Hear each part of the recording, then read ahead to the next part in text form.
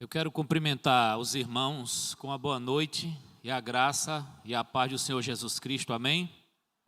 Glória a Deus. Que maravilha poder ainda ver uma igreja firme, constante e abundante na obra do Senhor. Que bom saber que ainda há crente que crê que Jesus vai voltar. Que bom saber que há ainda famílias dedicadas ao Senhor. Independente de como está o mundo, nós estamos aqui perseverando, sabendo que o Senhor é fiel para cumprir aquilo que prometeu à sua igreja. Louvado seja Deus. Eu já preguei sobre esse assunto de hoje à noite, em alguns lugares, em alguns momentos, e eu perguntei no início ou no final a seguinte pergunta: quem se sente preparado para estar com o Senhor se ele voltasse agora? Levante a mão, lá de cima e aqui de baixo. Quem se sente preparado para encontrar com o Senhor? Então, se eu fizer essa pergunta, quem gostaria de ir morar no céu agora? Outro número iria levantar a mão. Se eu dissesse quem estaria preparado para o julgamento de Deus nesse momento, outra resposta se daria, porque na verdade tudo se mistura quando se fala na volta de Cristo. E hoje eu gostaria de conversar com os irmãos nessa nossa reflexão, não algo muito profundo, mas aquela preocupação da certeza e da esperança da volta de Cristo, sabendo que o mundo jamais há de enganar o crente salvo, o crente convertido, de que Jesus não voltará mais, de que é história mentirosa o fato de que ele voltará, mas tão certo como a palavra de Deus está diante de nós, tão certo como ele vive, ele há de voltar, e ai daquele que estiver desapercebidos. Gostaria que os irmãos acompanhassem a leitura. Abra a Bíblia, Mateus 24, a partir do verso 1. Eu estive aqui trazendo uma lição na quarta-feira, dia 4, na escola bíblica aqui, no estudo bíblico. E nós falamos sobre a depravação humana, nós falamos sobre a justiça de Deus. E tudo que a gente lê na Bíblia mostra a pecaminosidade, a fraqueza humana, e mostra também a ação justa de Deus diante das fraquezas humanas, diante da depravação humana. E quando Jesus voltar, dois grupos de pessoas se depararão contra esse fato da sua volta. Um vai se alegrar e o outro vai se entristecer. Um estará com ele e o outro grupo estará distante dele. E com essa preocupação, em Mateus 24, é que alguns discípulos vão perguntar quando isso vai acontecer. Observe Mateus, a partir do verso 1, nós vamos ler até o verso 14. Por favor, esteja atento, porque esta palavra diz respeito a mim e a você, a todos nós, crentes em Jesus Cristo. Diz assim o verso 1. E quando Jesus ia saindo do templo, aproximaram-se dele os seus discípulos para lhe mostrarem a estrutura do templo. Jesus, porém, lhes disse: não vedes tudo isso? Em verdade vos digo que não ficará aqui pedra sobre pedra que não seja derrubada. E estando assentado no Monte das Oliveiras, chegaram-se a ele os seus discípulos em particular, e dizendo: dize-nos quando serão estas coisas, e que sinal haverá da tua vinda e do fim do mundo? E Jesus logo respondendo disse-lhe: acautelai-vos que ninguém vos engane, porque muitos virão em meu nome dizendo eu sou Cristo, e enganarão a muitos. E ouvireis falar de guerra, rumores de guerra. Olhai, não vos assusteis, porque é mister, é necessário que isso tudo aconteça, mas ainda não é o fim, porque há de se levantar nação contra nação, reino contra reino, haverá fome, pestes, terremotos em vários lugares, mas todas essas coisas são apenas o princípio das dores. Então vos hão de entregar para serdes atormentados, e vos matarão, e sereis odiados de todas as nações por causa do meu nome. Nesse tempo muitos serão escandalizados, trair-se-ão uns aos outros, e uns aos outros se odiarão. E surgirão muitos falsos profetas, e enganarão a muitos. E por se multiplicar a iniquidade, o amor de muitos esfriará. Mas aquele que perseverar até o fim será salvo. E este evangelho do reino será pregado em todo o mundo, em testemunho a todas as nações. Aí então virá o fim. Louvado seja o nome do Senhor. Esse texto é conhecido de todos aqueles que passaram por uma leitura bíblica ou estudo bíblico para se batizar, ou constantemente escuta uma pregação falando sobre o que há de acontecer daqui para frente.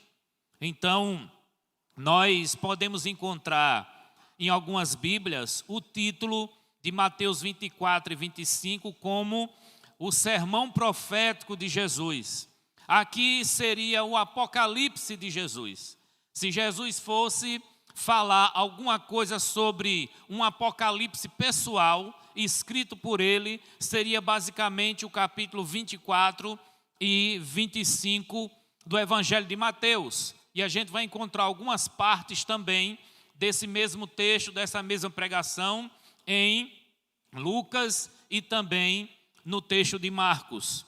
Esse texto aqui é um alerta para cada um de nós, para que a gente entenda que a vida cristã, ela não começa aqui e encerra aqui.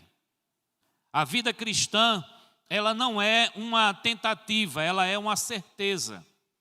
A vida cristã, ela não é apenas como uma sombra que se dissolve sem esperança e sem certeza do que há de acontecer após a morte.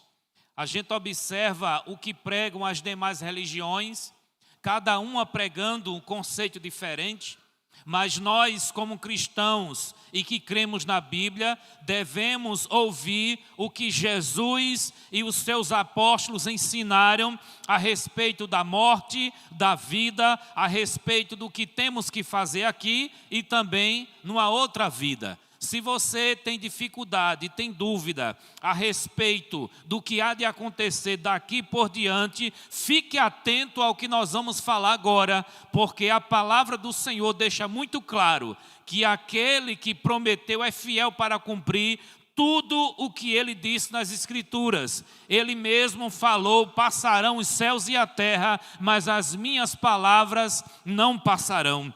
Fique atento nesta noite.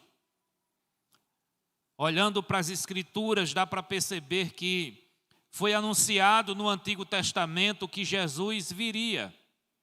O Messias viria para restaurar todas as coisas, para libertar o seu povo. Então os profetas anunciaram a chegada do Filho de Deus, o Messias, e isso é bem observado em Mateus, Marcos, Lucas, João e as cartas dos demais apóstolos. Ele veio para cumprir as profecias. Quando a gente estuda na Bíblia sobre as profecias, nós encontramos no seminário de teologia a matéria de teologia sistemática e uma parte chamada escatologia.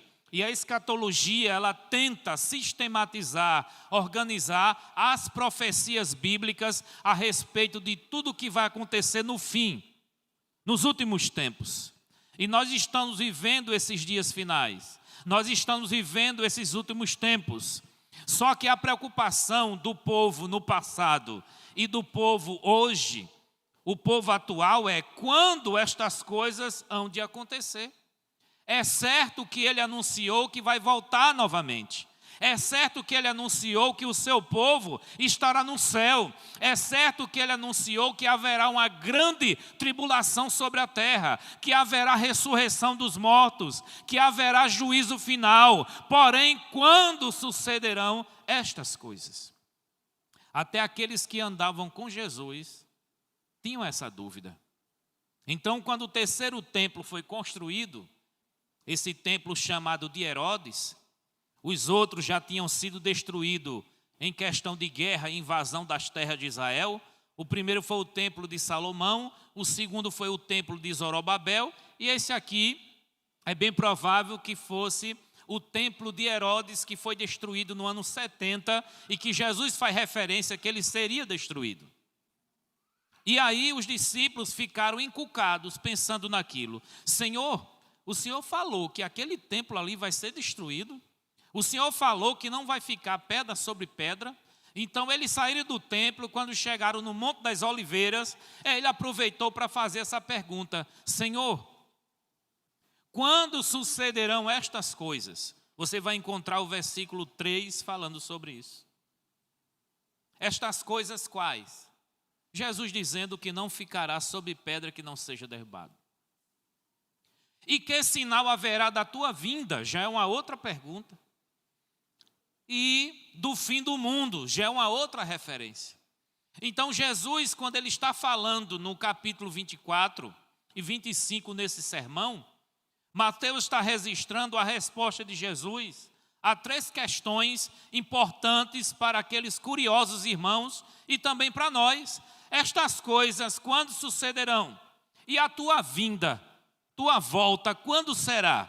E o fim do mundo, quando há de acontecer? De certo, os irmãos que estavam ali com Jesus já ouvia falar a respeito de que este mundo não é para sempre. E de que o Senhor tem um projeto segundo, a partir de uma segunda vinda, que ele há de trazer um reino glorioso e não um reino terreno, como os judeus estavam esperando para aquela época. E aí Jesus, ele vai observar, deixar uma observação muito importante no versículo 4. Na minha Bíblia fala a palavra acautelai-vos. Talvez na sua tenha a expressão tome cuidado.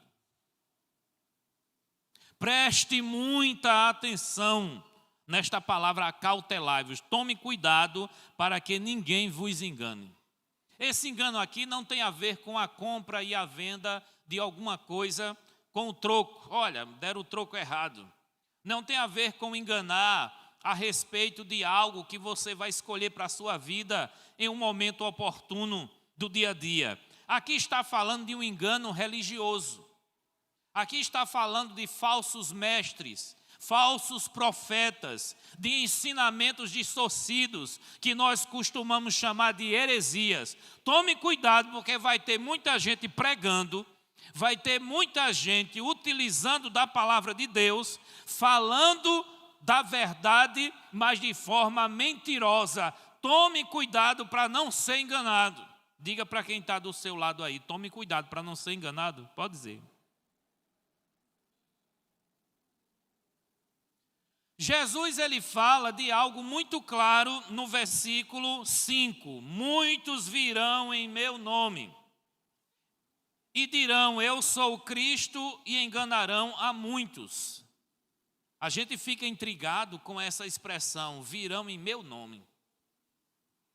Como se Jesus tivesse autorizado essas pessoas a falarem que são Cristos. Mas ao longo da história a gente pôde observar que pessoas se denominaram os ungidos.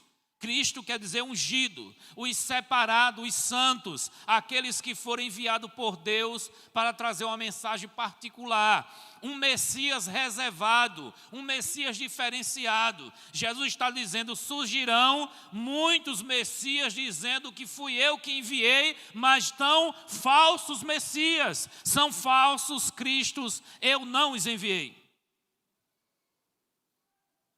E o versículo 6...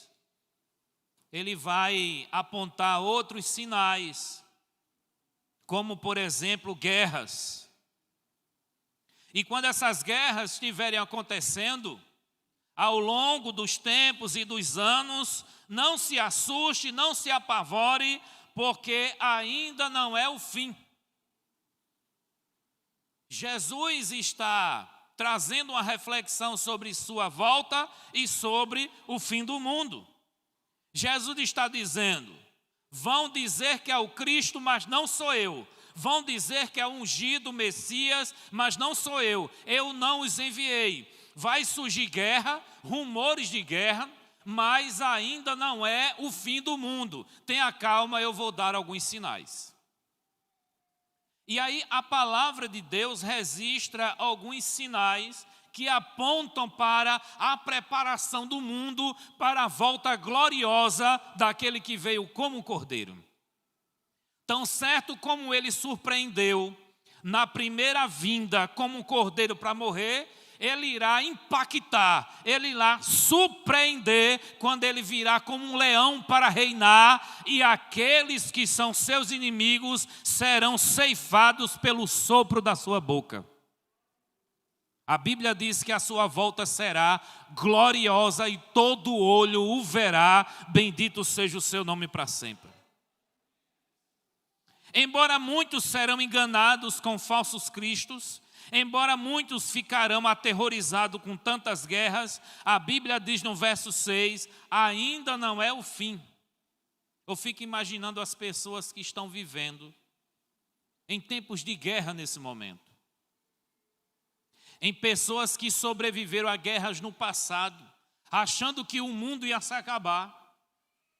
Eu lembro que quando criança, a primeira vez que eu escutei um trovão, eu achava que era o mundo se acabando. Um barulho estrondante. Aí eu perguntei logo, o que é isso? Ah, vai dormir, isso é só um trovão.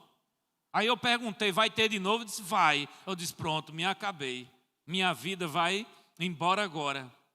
Então nós fazemos expectativas de terror para algumas coisas que nós não temos controle, que nos assusta. A guerra aterroriza, assusta, mas ele está dizendo, a guerra é só um sinal do que está para acontecer, para que tudo venha se findar. A guerra é só um sinal. Os irmãos que acompanham aí a guerra da Rússia, e outras guerras que acontecem na Palestina, lá no Oriente Médio, e fica até lamentando, meu Deus, para que tanta essa guerra? Por que tanto confronto? Porque os homens não preferem ficar em paz ao invés de se destruírem. Por que isso? Para que isso? Observe que Jesus anunciou que é necessário que isso aconteça. Deus irá permitir que essas coisas aconteçam. Nós às vezes oramos, Senhor, acabe com a guerra, acabe com a fome, acabe com a doença. Mas a Bíblia diz, é necessário que isso aconteça. Já imaginou, irmão, esse mundo sem guerra, sem fome, sem doença e todo mundo em paz? Quem é que vai querer ir para o céu? Não é verdade? Olha, sem fome, ô glória, sem guerra, aleluia, todo mundo em paz, uma boa vizinhança, olha, saúde, sem precisar de médico, de remédio, ô maravilha. Quem gostaria de ir para o céu se a terra fosse desse jeito? Mas Deus vai espremer a terra vai cambalear como um bêbado, aqui haverá choro, aqui haverá um terror, e as pessoas vão estar clamando, Maranata, vem Senhor, porque eu não aguento mais estar nesta terra. A nossa glória não é nesta terra, é lá com o Senhor para sempre. O verso 7 diz que se levantarão nação contra nação, reino contra reino, haverá fomes, pestes, que é traduzido também por doenças, né? Terremotos em vários lugares. Aí o texto no versículo 8 continua alertando, mas ainda não é o fim. Você vai observar tanto terremoto, tanta doença, tanta fome, tanta guerra, e os ateus e críticos dizendo: se Deus existisse, não aconteceria tanto mal neste mundo, tanta coisa ruim neste mundo. Como se fosse Deus que mandasse a fome, como se fosse Deus que mandasse a doença. Deus continua no trono, Deus continua fiel àquilo que Ele anunciou que ia acontecer, mas Ele continua no controle de tudo, porque tudo isso vai convergir para a sua vontade e o seu plano de redenção e restauração de todas as coisas. Isso não nos leva a desacreditar, nos leva a crer, porque Ele falou de antemão que ia acontecer e disse: tome cuidado para não ser enganado. O ateu é enganado, o incrédulo é enganado. Os que estão ouvindo falsos mestres, falsos profetas e pastores, falsos também, estão sendo enganados, estão sendo iludidos. O verso 8 diz: estas coisas são o princípio de dores. Esse é um termo utilizado muito ligado à mulher que está grávida e de repente ela sente algumas dores. Chamam de contração, né? Aí essas contrações, aí ela avisa para quem está perto: eu acho que vai ser agora. Eu estou sentindo o princípio das dores. Então Jesus usa esse termo de princípios de dores, de contrações intrauterina da mulher grávida, para poder dizer que quando estas coisas estiverem acontecendo, Ele há de nascer, Ele há de vir sobre a terra de forma gloriosa. Isso é só o princípio das dores, vai piorar as dores até Ele chegar. O verso 9... então diz: vos hão de entregar para serem atormentados. Há um sinal na noiva. Quem é noiva de Cristo, diga amém. A noiva de Cristo é a igreja, que há de fazer uma junção no céu para sempre com Ele. O corpo e a cabeça estará unido para sempre e eternamente.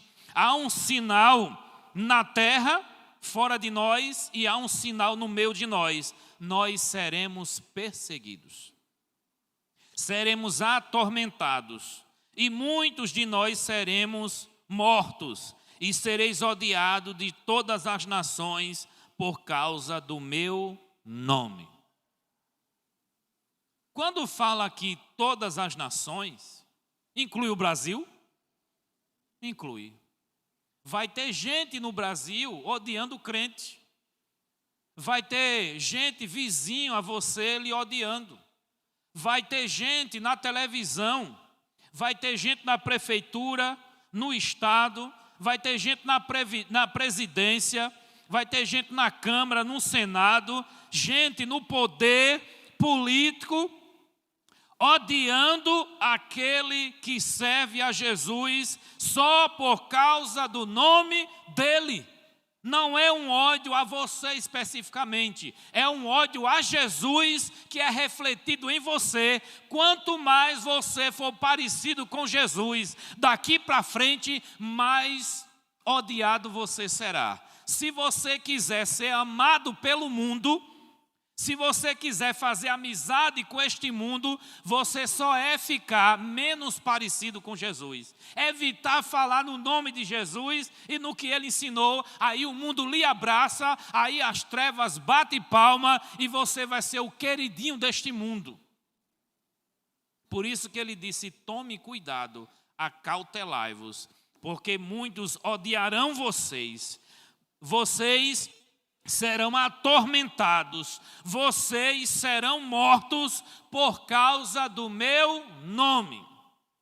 Mas lá no sermão da bem-aventurança, o capítulo 5, verso 12, ele vai dizer: bem-aventurados sois vós, quando vos injuriarem e mentindo disserem todo mal contra vós por minha causa. Exultai e alegrai-vos, porque é grande o vosso galardão no céu, porque assim perseguiram os profetas que vieram antes de vós. Então é certo que levantarão falso testemunho. mentirão contra a igreja e contra o povo de Deus, para poder levantar leis contra a igreja, leis contra o povo de Deus, só porque servimos a Jesus, porque não há união entre a luz e as trevas. Isso é um sinal. O versículo 11 diz: surgirão muitos falsos profetas e enganarão a muitos. Quantas vezes chegamos numa reunião como essa, a uma pregação, o pregador abre a Escritura, lhe fala ensinamentos a respeito da Escritura Sagrada, e você abre a mente e pensa o seguinte: eu estava enganado a respeito desse assunto. Eu achava que era de outro jeito. Pode ter certeza, muitos que não estão assistindo através das redes sociais e muitos que estão aqui nesse momento sentados, eles estão acreditando em coisas que não deveria, porque não tem um contato direto com a Escritura. Jesus disse: conhecereis a verdade e a verdade vos libertará. E o que é a verdade? Nós temos dois conceitos de verdade na Bíblia. Jesus orando em João 17, dizendo: a tua palavra é a verdade. E João 14,6, quando ele diz: eu sou o caminho, a verdade e a vida. Ninguém vem ao Pai senão por mim. Se você quer ficar firme na verdade, aprofunde-se na Escritura e aprenda mais sobre Jesus, porque esta foi a ordem que o apóstolo Pedro deixou: crescei na graça e no conhecimento do nosso Senhor Jesus Cristo. Quem aprende sobre Jesus não se embaraça com os negócios desta vida. Quem aprende sobre Jesus não se deixa enganar com qualquer coisa. Liga a rádio, aí tem lá um camarada dizendo a paz do Senhor. Só porque diz a paz do Senhor é crente? Aí diz também aleluia. Aí diz também glória a Deus. Abre a Bíblia e começa a falar, ensinar algumas coisas na rádio, na televisão, na internet. E de repente você diz: é a Bíblia, então vem de Deus. Disse a paz do Senhor, então é crente. Disse aleluia, glória a Deus, então aí tem o Espírito Santo. É só dizer aleluia, glória a Deus que está cheio. Vai.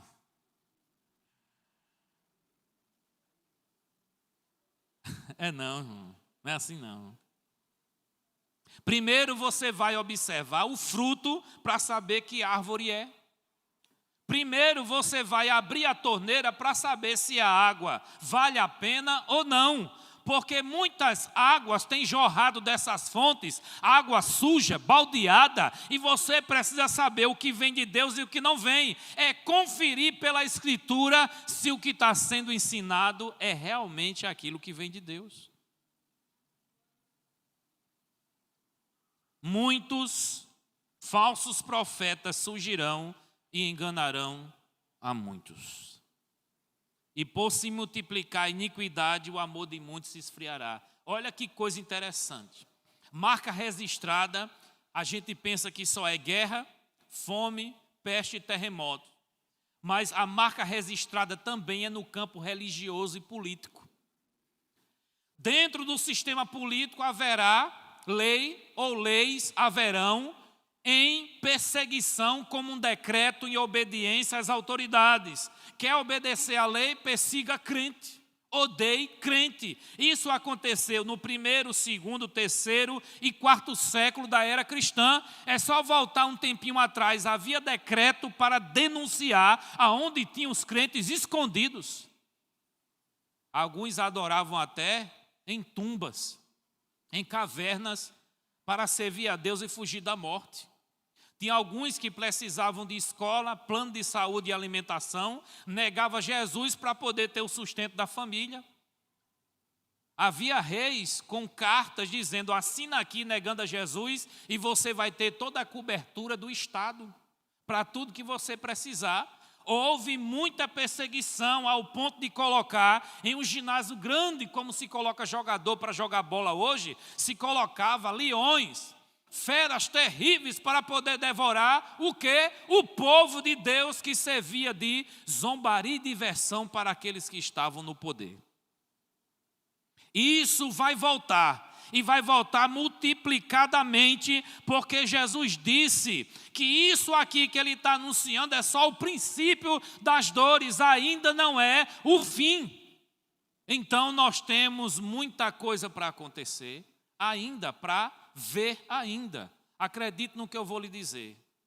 Muitos irmãos que partiram no período da pandemia estão com o Senhor felizes da vida, porque já sabe o que nos espera a partir de então. Parece que não morrer é coisa boa, mas muitas vezes nós encontramos na Bíblia dizendo que muita gente vai pedir para morrer de tanto terror que haverá nesta terra. Então não questione a Deus, porque Ele levou alguns, porque Ele saberia da vida de cada um, se permaneceria até o fim ou não. Não questione a Deus. O versículo 12 diz: a iniquidade se multiplicará e o amor se esfriará. Pecado a gente observa todos os dias, em todos os lugares, mas iniquidade é algo muito massacrante e marcante. O iníquo, ele é perverso. Ele tem um prazer descarado em cometer pecado e ele faz para ofender a divindade e para ofender quem não concorda com aquilo. Ele faz de forma descarada e isso vai se multiplicar. A iniquidade, a forma de pecar com prazer e descarada vai se multiplicar e o amor de muitas pessoas se esfriará, ao ponto de dizer: eu nem vou orar mais por esse, que esse aqui está perdido. Eu nem vou mais evangelizar, porque aquele ali não quer Deus. Olha, o amor por Deus vai se esfriar, o amor na família vai se esfriar, mas tome cuidado, porque o verso 13 diz: aquele que perseverar até o fim, esse sim é que será salvo. A marca aqui é a esperança de que Ele vai voltar. A marca aqui é de que Ele há de nos guardar. E a marca aqui é que a perseverança é a marca registrada daqueles que hão de herdar a salvação. Diga para quem está do seu lado aí com amor e carinho: persevera até o fim, meu irmão. Continue firme, meu irmão. Eu assisti algumas vezes um programa desse aí de o pessoal cantando na televisão. Aí o jurado vai e pergunta: você começou a cantar com que idade? Você começou a cantar aonde? De que forma? Como a música em toda a sua vida? A maioria esmagadora diz: eu comecei a cantar em igreja. Eu era do coral da igreja.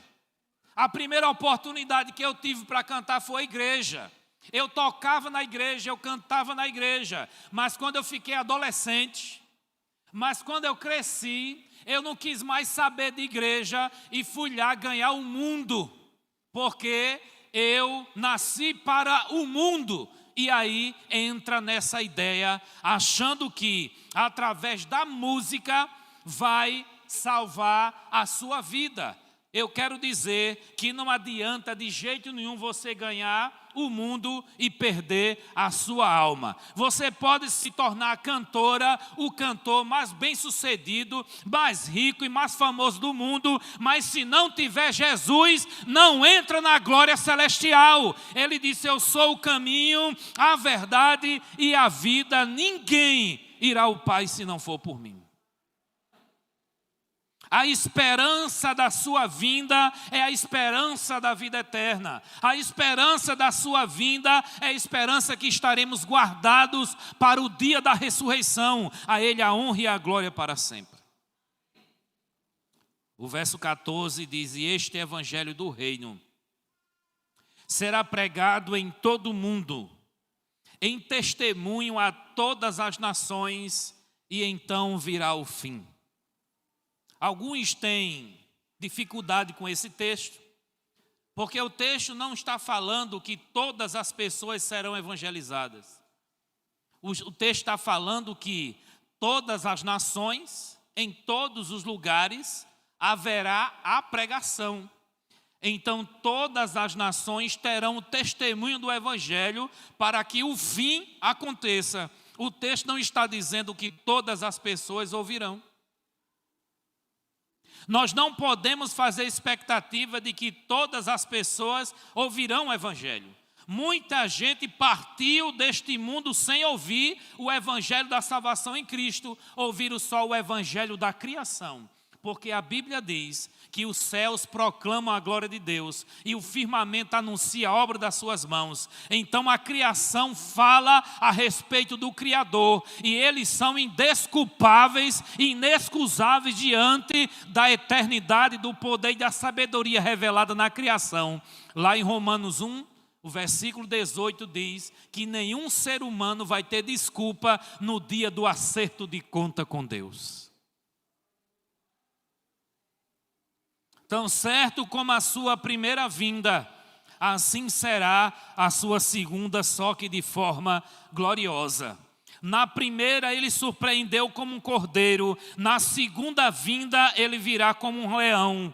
Como um cordeiro ele veio para morrer, como ovelha muda perante os seus tosquiadores, mas como leão ele vem rugindo com seu cetro de justiça para julgar vivos e mortos. E você que veio hoje ouvir esta mensagem e ainda não se decidiu com Cristo, aceite Ele hoje como seu advogado, porque um certo dia Ele será juiz e há de tratar cada um conforme as suas obras, e há de você se não tiver um conserto com Deus.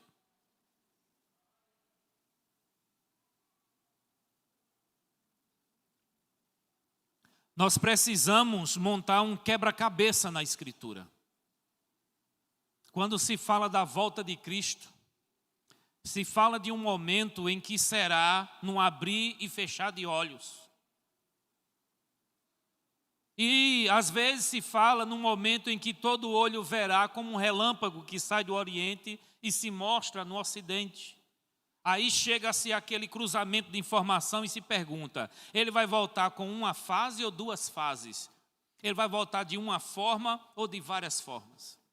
A Bíblia fala, no texto de Daniel, capítulo 12, que os mortos ressuscitarão, uns para a vida eterna e outros para a vergonha e desprezo eterno.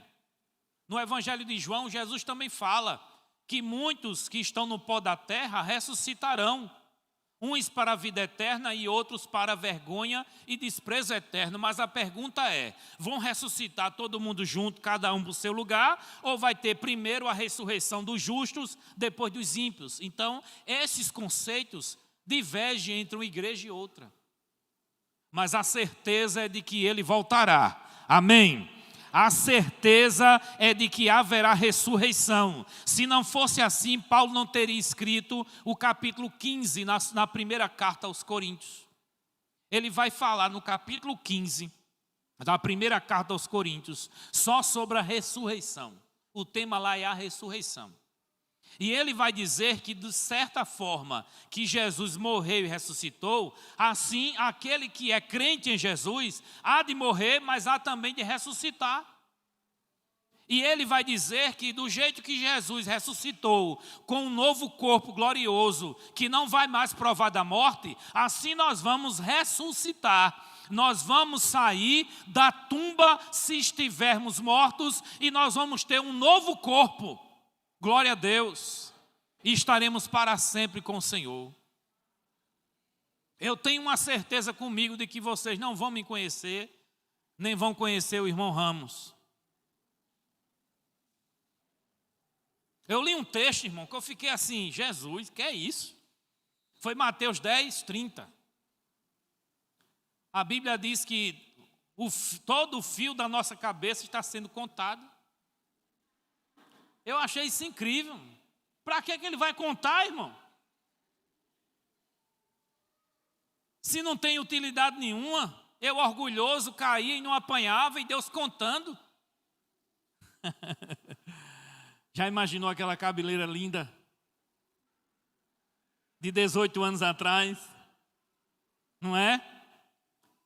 Quem conheceu o irmão Ramos assim, ou eu desse jeito, e me vê um cabelo mais bonito do que o de Roberto Carlos, fazendo Assim? Será que esse é o professor Gil? Sou eu mesmo. Pela voz sou eu. Tudo restaurado, irmão. Tudo renovado, coisa linda. Eu estou aqui conjecturando, brincando com os irmãos. A Bíblia diz que vai ser um novo nome, ou glória. A Bíblia diz que vai ser um novo corpo. Glória a Deus por isso. Aquilo que o olho não viu, que o ouvido não ouviu e que não subiu ainda.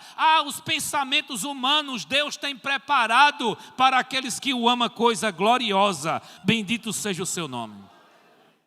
Não se iluda com os esplendores deste mundo. Não se iluda com aquilo que o Deus desse século oferece. Porque o que Deus tem para nós é muito melhor e muito maior.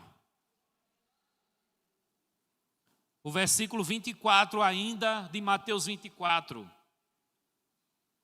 Ele continua dizendo: porque surgirão falsos cristos e falsos profetas, e farão tão grandes sinais e prodígios que, se possível, enganaria até os escolhidos. Como é que é isso? Como é que falso profeta vai fazer milagres e prodígios? Porque eles têm fé e eles estimulam a fé das pessoas. E os sinais que vão se cercar a respeito desses falsos profetas vão atrair multidões, porque tem gente que quer a bênção e não o abençoador. Tem gente que está querendo apenas ter uma vida melhor e não uma vida com Deus, e vão se iludir com esse tipo de gente. Eu vi um documentário sobre o João de Deus, que de Deus não tem nada. Que vinha gente de tudo que é lugar do mundo para ele fazer cirurgia espiritual. Até brincaram comigo: vai, Gil, quem sabe o cabelo não volta. Deixa quieto, irmão. E aí a gente observa que muitos em internet e televisão, não muito longe da gente, fala de milagres. A mão de Deus está aqui, venha ser curado, receba dali que eu recebo daqui, e tome fogo, e tome bola, e tome cura, e tome tanta coisa.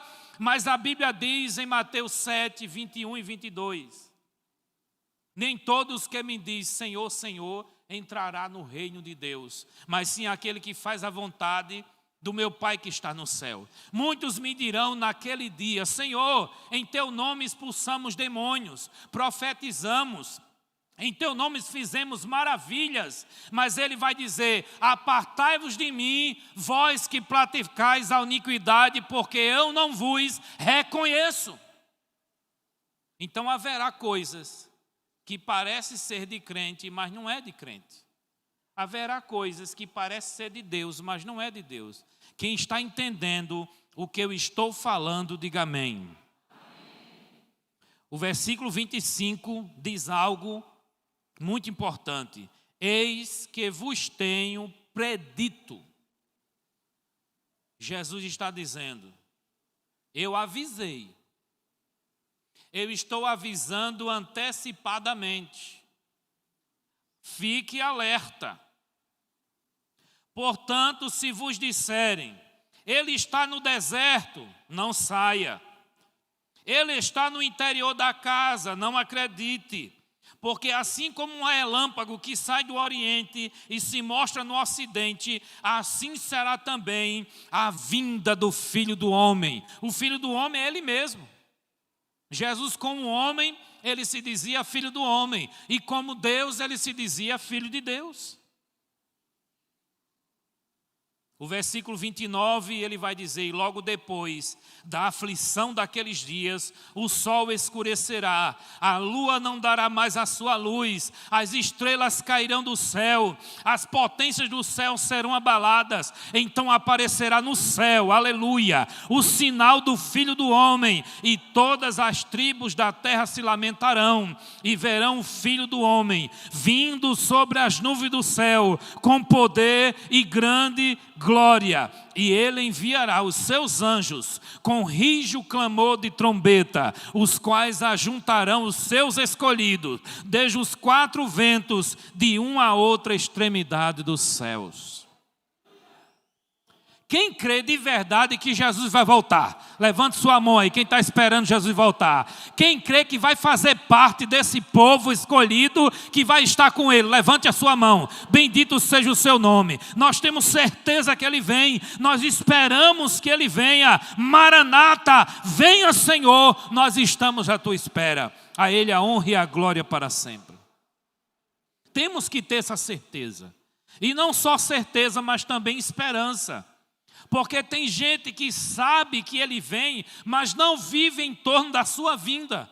Se prepara apenas para uma vida aqui e agora. Tem gente fazendo planos para filhos e netos. Tem gente fazendo planos para viagem, etc. Não é errado fazer planos. Planejar é até orientado por Deus para que a gente não faça escolha errada. Mas você não pode deixar de fora que Ele pode vir hoje, agora, nesse momento. Você não pode deixar de fora de que Ele pode em algum momento vir e pegar você desapercebido. Porque a Bíblia dá certeza que Ele vem, mas a Bíblia também diz, vigie. O verso 32, acompanhe comigo.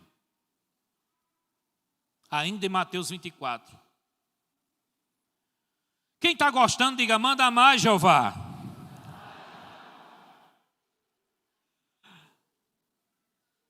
Coisa boa, né? Verso 32. Aprendei, pois, esta parábola da figueira. Se é uma parábola, ele vai falar uma coisa, mas querendo dizer outra. É uma parábola, é uma ilustração, é uma metáfora. Ele vai contar uma história e dessa história vai tirar uma lição, preste atenção. A parábola é o seguinte: a figueira, quando já os seus ramos se tornam tenros e brotam folhas, sabeis que está próximo o verão. Igualmente, quando você vê estas coisas acontecerem, sabei que Ele está próximo, como se estivesse às portas. O que é que Jesus está dizendo? Você percebe nas árvores que quando está chegando o verão, não muda as árvores? Não tem um sinal mostrando que vai chegar o inverno, que vai chegar o verão? Então, quando essas coisas que eu estou dizendo começarem a acontecer, não fique com medo não, só fique alerta, porque eu posso chegar a qualquer momento. É como alguém na porta só esperando o momento de bater e querer entrar. Louvado seja Deus. O verso 34, em verdade vos digo que não passará esta geração, sem que todas estas coisas aconteçam. O céu e a terra passarão, mas as minhas palavras não hão de passar. Mas, 36, daquele dia e hora ninguém sabe, nem os anjos do céu, mas unicamente meu Pai. Aí ele vai comparar agora com Noé. E como foi nos dias de Noé, assim será também a vinda do Filho do Homem. Porquanto, assim como nos dias anteriores ao dilúvio, comiam, bebiam, casavam, davam-se em casamento, até o dia em que Noé entrou na arca. E não perceberam, até que veio o dilúvio e os levou a todos. Assim também será na vinda do Filho do Homem. Então, estarão dois no campo. Um será levado e o outro será deixado. Estarão duas moendo no moinho, uma será levada e outra será deixada. Vigiai, pois não sabeis a que hora há de vir o vosso Senhor, mas considerai isso. Se o pai da família soubesse a que vigília da noite havia de vir o ladrão, vigiaria e não deixaria minar a sua casa. O que Jesus vai falar daqui para frente é só isso, vigiar. E o que significa essa palavra vigiar para um crente? Vigiar não é ficar olhando para algo.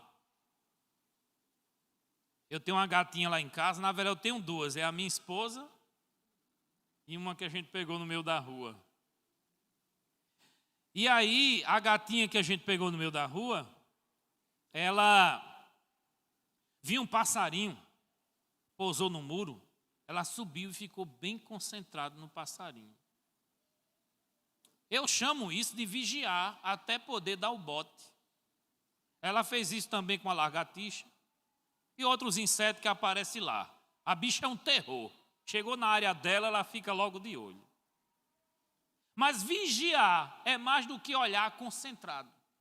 Na Bíblia, quando se fala de vigiar, está falando a respeito de um monte de coisa. É você estar em obediência. É você concentrar sua vida naquilo que agrada a Deus.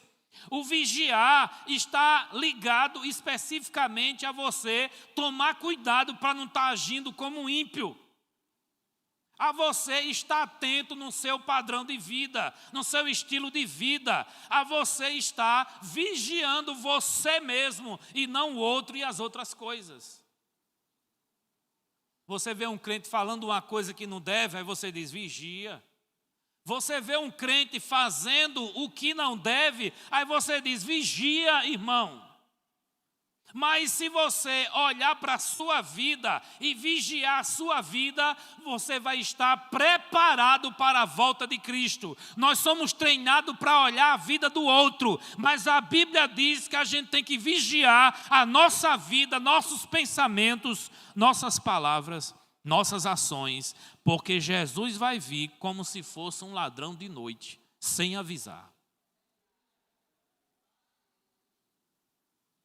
A parábola dos 2 servos que vai ser falado aqui é para que a gente viva trabalhando para Deus, que quando o Senhor chegar, quer encontrar trabalhando. Isso é vigiar. A parábola que ele vai falar das 10 virgens, fala a respeito de uma lâmpada, fala a respeito de um azeite. Então as virgens que estavam preparadas e foi o encontro do noivo, e o noivo recebeu essas virgens, foi as que estavam com a lamparina acesa e azeite na reserva. Isso significa vigiar. Na parábola dos talentos, que vai a partir do verso 14, do capítulo 25, está falando a respeito daquilo que o Senhor nos dá para fazer e que devemos fazer. E vigiar tem a ver com isso. Fazer aquilo que Deus mandou fazer. Diga com carinho para quem está do seu lado aí, o que Deus mandou, faça. Vigia, crente. Observa que vigiar não é só ficar olhando, vigiar é fazer. Tanta gente recebe talento de Deus, recebe dom de Deus, recebe responsabilidade de Deus, mas enterra o talento. A Bíblia diz que o Senhor vai dizer, lançai o servo inútil nas trevas exteriores e ali haverá choro e ranger de dente. A partir do verso 31 fala também do julgamento das nações. A Bíblia diz que haverá um trono, e nesse trono um grande juiz assentado. E ele vai separar pessoas para um lado e para o outro. Vamos comparar aqui, essas 2 filas e essas 2 filas. O pessoal que vai estar à direita de Deus, a Bíblia chama de ovelhas. E nesse mesmo texto, aqueles que estão à esquerda, a Bíblia chama de bodes. O pastor me perdoe, minha esposa também, e os demais irmãos. É só uma comparação. Eu nem acredito que tenha bode aqui. Eu acredito que todos são ovelhas. Me ajude, Jesus. E ele vai dizer, tive fome e me deste de comer, tive sede e me deste de beber, eu estive nu, enfermo, na prisão, e me vestistes, fosse me visitar. E aí aqueles que estão à direita e estão à esquerda vai dizer, quando foi, Senhor, que te vimos e fizemos ou não fizemos tal assistência? Ele vai dizer, quando fizeste ou não fizeste aos pequeninos, Assim fizeste a mim, porque fazendo para eles é como se estivesse fazendo para mim. E aqueles que estão à sua direita, ele vai dizer: vinde bendito do meu Pai, possuir por herança o reino que vos está preparado antes da fundação do mundo. Mas vai dizer também ao que está à sua esquerda: apartai-vos de mim, maldito, para o fogo eterno, preparado para o diabo e os seus adeptos. Porque eu tive fome e não me deste de comer, eu tive sede, nu, enfermo e na prisão e não me assististe. Esse texto parece dizer que a salvação depende do que a gente faz de obras pelos outros. É claro que a gente não vai ler só um texto na Bíblia para não se embaraçar nisso. A salvação não é pelas obras. A salvação é para as obras. Efésios capítulo 2, versículo 8, 9 e 10, o apóstolo Paulo esclarece isso muito bem. Pela graça sois salvos, por meio da fé, e isto não vem de vós, é dom de Deus, e não vem das obras, para que ninguém se glorie. Porque as obras foram criadas por Deus, para que cada um de nós venha manifestá-la. Então eu sou salvo para as boas obras. Eu não faço boas obras para ser salvo. Quem entendeu, diga eita. Então o crente, naturalmente, ele crê no Evangelho. Ele tem prazer no Evangelho. Ele vive para a glória de Deus, adorando a Deus, amando a Deus e ao próximo, e fazendo para o próximo como se estivesse fazendo para Deus. Porque nós vamos prestar conta diante de Deus. Irmãos, o apóstolo Pedro, ele fala a respeito da vinda do Senhor. Eu já estou encerrando, na segunda carta, o capítulo 3, é um capítulo todo falando sobre a volta de Cristo.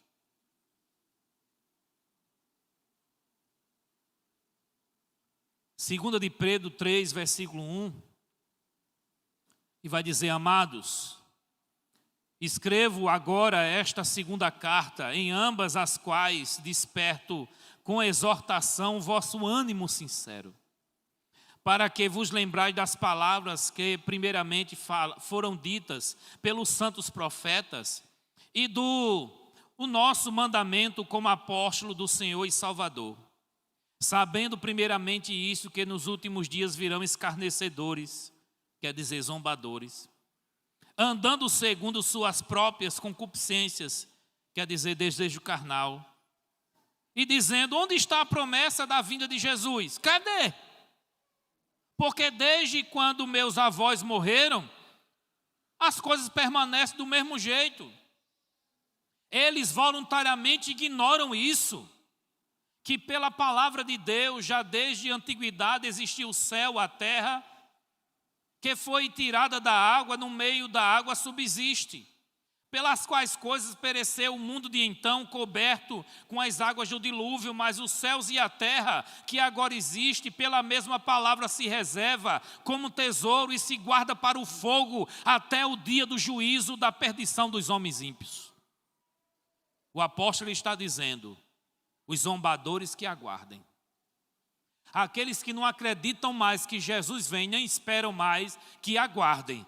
Porque do mesmo jeito que aconteceu na época de Noé, não acreditaram mais, perderam a esperança, e de repente o dilúvio veio e acabou com tudo. Agora vai ser pior, não vai ser com água, vai ser com fogo. O juízo de Deus vai vir sobre aqueles que estão na perdição e na impiedade. O verso 8 diz: mas amados, não ignoreis uma coisa, que um dia para o Senhor é como 1000 anos, e 1000 anos como um dia. O Senhor não retarda a sua vinda, a sua promessa, ainda que alguns tenham como se fosse demorada, mas Ele é paciente conosco, não querendo que alguns se percam, senão que todos venham a arrepender-se. O dia do Senhor virá como ladrão de noite, no qual os céus passarão com grande estrondo, e os elementos queimando se desfarão, e a terra e as obras que nela há se queimarão. Havendo, pois, de perecer todas estas coisas, que pessoas vos convém ser santo, em santo trato e piedade, aguardando e apressando-vos para a vinda do dia de Deus, em que os céus em fogo se desfarão e os elementos ardendo se fundirão. Mas nós, segundo a sua promessa, aguardamos novo céu e nova terra em que habita a justiça. Amém, irmãos? Quem está esperando novo céu, nova terra? Amém? Louvado seja o nome do Senhor. Olha o que diz no final desse texto. Olha o que diz no versículo 17. Vós, pois, amados, sabendo isso de antemão, guardai-vos de que, pelo engano dos homens abomináveis, sejais juntamente arrebatados e caia da vossa firmeza. Antes crescei na graça e no conhecimento do nosso Senhor e Salvador Jesus Cristo. A Ele a honra, a Ele a glória, assim agora como no dia da eternidade. Amém. Nós estamos certos de que Ele vem. Nós estamos certos de que Ele é a esperança, e que a esperança é como uma âncora da alma, que penetra até o interior do véu, aonde o Senhor está. Jesus disse que Ele há de voltar, e o apóstolo Paulo tinha tanta certeza disso, que resolveu falar com alguns irmãos que estavam preocupados com aqueles que dormiram no Senhor, com aqueles que morreram. Se você tem algum familiar que morreu, crente, na presença de Jesus, não perca a esperança de vê-lo, porque a Bíblia diz que nós vamos encontrar-se com o Senhor. 1 Tessalonicenses 4, versículo 13, diz assim: não quero, irmãos, porém, que sejais ignorantes acerca dos que morreram, para que não vos entristeçais como os demais que não têm esperança. Porque se cremos que Jesus morreu e ressuscitou, assim também os que em Jesus morreram, Deus os tornará a trazer com Ele, louvado seja Deus. Dizemos-vos, pois, isto pela palavra do Senhor, que nós, os que ficarmos vivos para a vinda do Senhor, não iremos antes dos que morreram, porque o Senhor descerá do céu com um alarido, com a trombeta de Deus, com voz de arcanjo, e os que morreram em Cristo ressuscitarão primeiro. Depois nós, os que ficarmos vivos, seremos arrebatados juntamente com eles nas nuvens, a encontrar o Senhor nos ares, e assim estaremos para sempre com o Senhor. Portanto, consolai-vos uns aos outros com estas palavras. Fique de pé.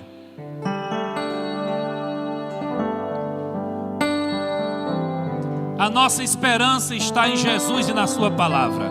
A nossa esperança não está em um partido político, em um governante. A nossa esperança não está em um rótulo denominacional.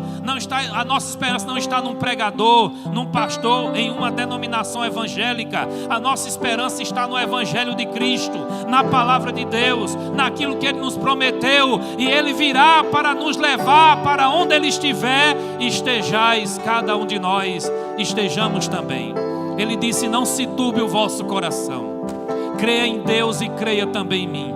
Na casa do meu pai há muitas moradas, e se não fosse assim eu vos teria dito, pois eu vou preparar lugar. E quando eu for e vos preparar lugar, virei outra vez e vos levarei para mim mesmo, para que onde eu estiver, estejais vós também. E vós conheceis o caminho. E Tomé disse: Senhor, para onde vais? Que não sabemos o caminho. Ele disse: eu sou o caminho, a verdade e a vida, e ninguém vai ao Pai senão por mim. Você quer ir para os braços do Pai, quer ir para o céu, não tem outro caminho. É Jesus de Nazaré, é Jesus o Salvador, é Jesus a verdade e a vida. A Ele a honra, a Ele a glória, a Ele o louvor. Vamos adorar a Deus.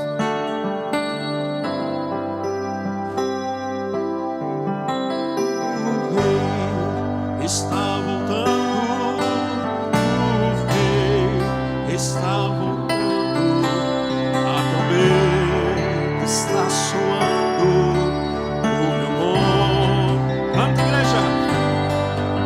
O Rei está voltando, o Rei está voltando, aleluia.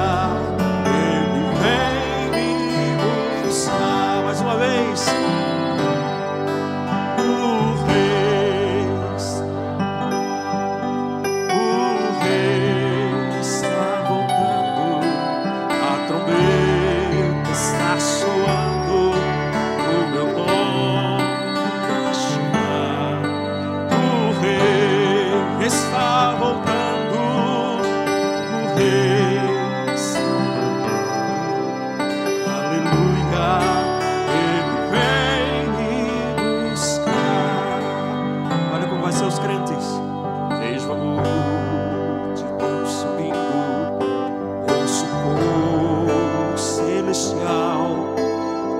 céu está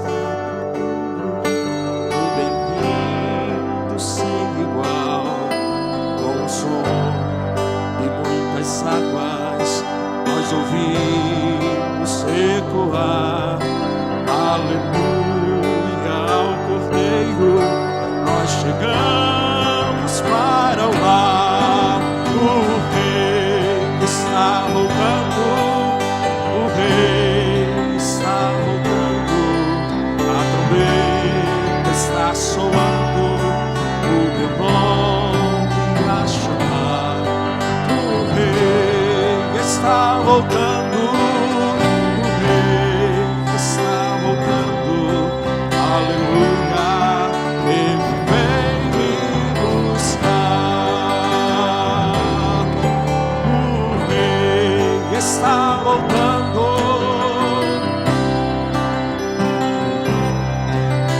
o Rei está soando, o meu nome a chamar. O Rei está voltando, o Rei está voltando, aleluia, Ele vem me buscar.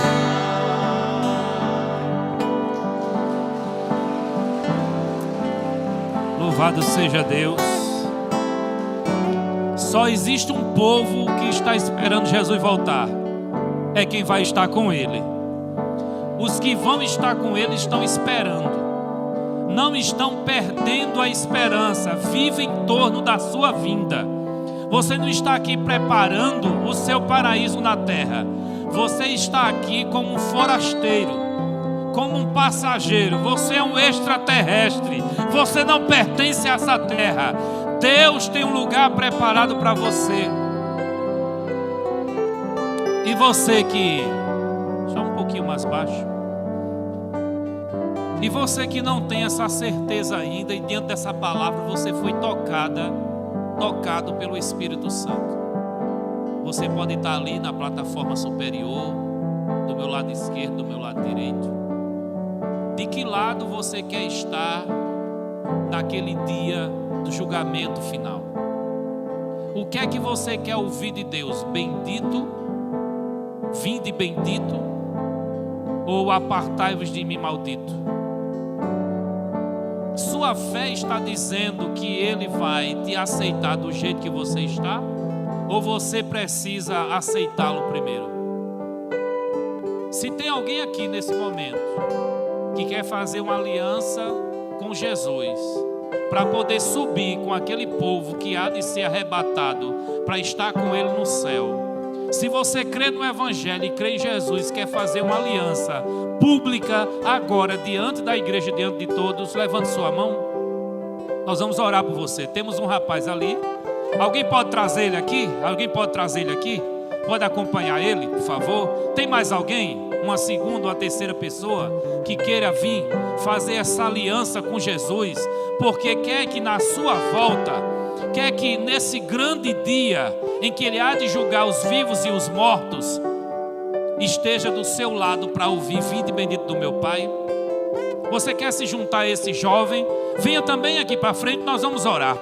A igreja que está feliz com a decisão desse jovem, pode aplaudir ao Senhor, porque há festa no céu quando um pecador se arrepende. Louvado seja Deus. Coisa linda, né? Eu não estou dizendo que ele é a coisa linda, eu estou dizendo que a coisa linda é o que ele está fazendo. Ele ficou sorrindo quando eu disse coisa linda. Dê um abraço. Teu nome é como? Daniel. Chega mais para cá, Daniel. Sorria que você está sendo filmado. Está sendo filmado. Aqui também? É sério? Olha, que maravilha. Fica aqui do lado dela. Do lado dele aqui. Pronto, olha que coisa linda. Teu nome é como? Missilene. Acertei? Missilene. Coisa linda, né? Maravilha. Vamos aplaudir o Senhor também por ela.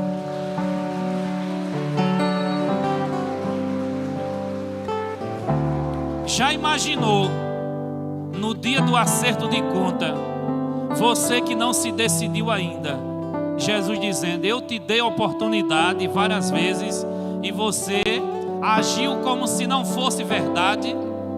Você sabia que precisava se consertar e não se consertou. Servir a Deus não é abraçar uma religião. Servir a Deus é crer no Evangelho de Jesus Cristo e andar como Ele andou. Bendito seja o seu nome. Saia das trevas e abraça a luz, porque na meia-noite o noivo vai tocar a trombeta e ele vai vir para julgar todas as nações. Vamos orar? Nessa oração a gente ora encerrando. A gente ora encerrando também. Nessa mesma oração, orando por eles, nós oramos também encerrando. Agradecemos os irmãos que acompanharam aqui com louvor. Que dia maravilhoso, né? Que dia festivo, né? Muita coisa boa acontecendo na nossa vida, na nossa família. Mas a festa no céu é quando há uma decisão de abandonar a vida velha por uma vida nova com Deus. É o arrependimento de uma vida de pecado. Estenda a tua mão. Senhor nosso Deus e Pai, nós te oramos agradecendo porque o teu evangelho ainda faz efeito. A semente eterna do reino ainda faz efeito no terreno do coração do pecador. Pedimos que o Senhor continue a fazer a obra que o Senhor começou a fazer na vida destes meus irmãos. O Senhor sabe o que precisa ser feito para que eles sejam do jeito que o Senhor quer. Tira todo o embaraço, tira tudo aquilo que está atrapalhando o seu caminhar, toda a pedra do caminho, toda pessoa que atrapalha de se aproximar de ti. Faça uma obra completa e o teu brilho, a luz do Evangelho de Cristo esteja sobre eles, e que na tua vinda, na vinda gloriosa de Jesus, eles estejam prontos, preparados para te servir na eternidade. A ti, Senhor, seja a honra e a glória por este culto, por este dia, por este momento, e que a graça do nosso Senhor e Salvador Jesus Cristo, o amor de Deus e as consolações do Espírito Santo seja com todo o seu povo, aqui, agora e na eternidade, para a glória de Deus. Amém? Amém. Abraça quem está do seu lado e louva a Deus por esse dia, porque há festa no céu.